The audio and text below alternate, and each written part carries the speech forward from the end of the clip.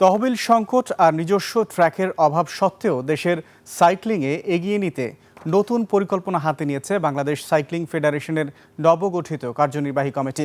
প্রথম সভায় আন্তর্জাতিক অঙ্গনে বাংলাদেশের প্রতিনিধিত্ব বাড়ানো এবং উন্নত প্রশিক্ষণের জন্য লেভেল 1 সম্পন্ন করা 2 জনকে দিল্লিতে পাঠানোর সিদ্ধান্ত নেওয়া হয়েছে। আগামী 10 বা 11 সেপ্টেম্বরের মধ্যে সশস্ত্র বাহিনী ও পুলিশ সহ বিভিন্ন সংস্থাকে নিয়ে আন্তঃ সার্ভিসেস সাইক্লিং প্রতিযোগিতার আয়োজন করার পরিকল্পনা রয়েছে ফেডারেশনের। তবে এই অগ্রযাত্রায় বড় বাধা হয়ে দাঁড়িয়েছে অর্থ সংকট। নিজস্ব সাইক্লিং ট্র্যাক না থাকায় বাধ্য হয়ে হাতিরঝিল কিংবা বিভিন্ন স্টেডিয়ামের রাস্তায় অনুশীলন ও প্রতিযোগিতা চালিয়ে যেতে হচ্ছে তাদের। যদিও সীমাবদ্ধতার মাঝেও আসন্ন এশিয়ান গেমসে বাংলাদেশের প্রতিনিধি হিসেবে আলিফ ও সবুজের ব্যক্তিগত টাইম ট্রায়ালে অংশগ্রহণ দেশের সাইক্লিং অঙ্গনে নতুন আশার আলো দেখাচ্ছে।